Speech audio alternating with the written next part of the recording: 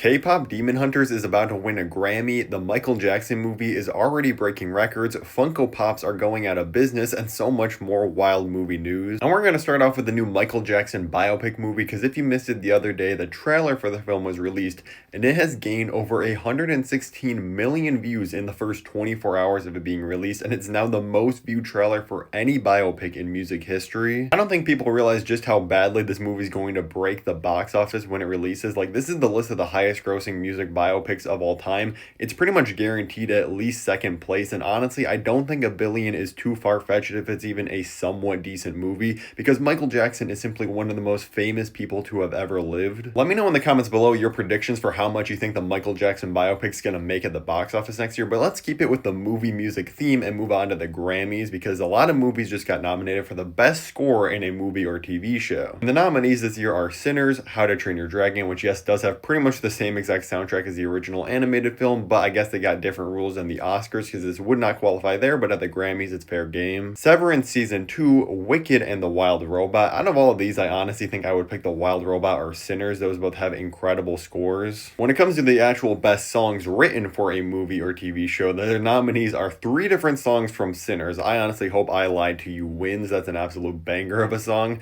But also we have Golden from K-pop Demon Hunters, Never Too Late from Elton John, Never Too Late. Honestly didn't know that was a thing. Lastly, As Alive as You Need Me to Be from Tron Ares. So even though that movie was an absolute flop at the box office, probably killed the Tron franchise permanently, it might come out with something if it can manage to win this Grammy. But by far the craziest part of all the Grammy nominations is that Golden from K-pop Demon Hunters has been nominated for the best song of the year, period. Not from a movie or TV show, just out of all the regular songs out there on the radio. I don't know why I said on the radio like an 87-year-old. Obviously everybody just streams music now, but still, that is absolutely insane. Nobody even knew this movie was a thing until it dropped on Netflix, and now it's just become like the biggest cultural hit of all time. And as you guys probably know, I'm not that big of a fan of the movie personally. I'm just not the target audience for it. I don't think a lot of the humor really works that well. The film industry is on life support, and I am just so happy that an original film has so many people, especially kids again, excited about movies. They love all the songs from this. It's entering the mainstream. It was like the most popular Halloween costumes were all characters from K-pop Demon Hunters. The film industry really needed an original film like this to become a massive hit again, and we finally got it. But hey, that's enough positivity about the film industry. Let's get to some real negativity, because the most useless remake of all time is coming out next year, because Dwayne "The Rock" Johnson has confirmed that the live-action Moana film is now done, wrapped on its production, and Disney really is just getting insanely lazy. Like, Moana 2 quietly made $1 billion last year,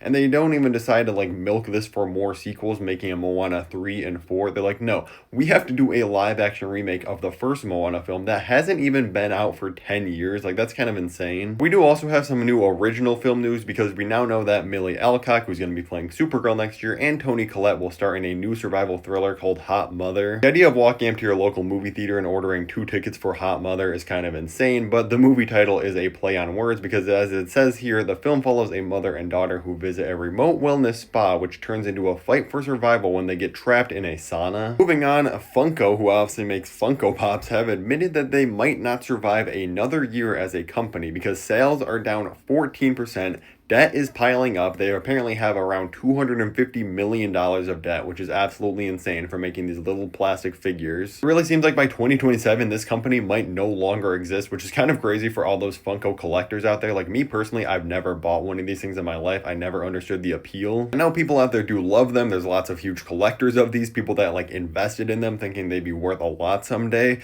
But it seems like the ultimate reason that the company is failing is because they way overproduce stock. That's why pretty much any store you go into, you just see countless of these things on shelves. Is because they just kept making stuff even though the demand wasn't there. Moving on though, the new Predator Badlands movie that just came out the other day earned $15.6 million domestically in its opening Friday, which is the biggest ever opening day for a Predator film. So it seems like making the switch to a PG-13, more like sci-fi action adventure type of film really worked for this franchise, and I can guarantee we're going to see a lot more films like Predator Badlands going forward, and hopefully a sequel, because I did really like this movie. In fact, if you want to see my full review of the movie, click the video at the top of the screen right now, and thank you so much for watching.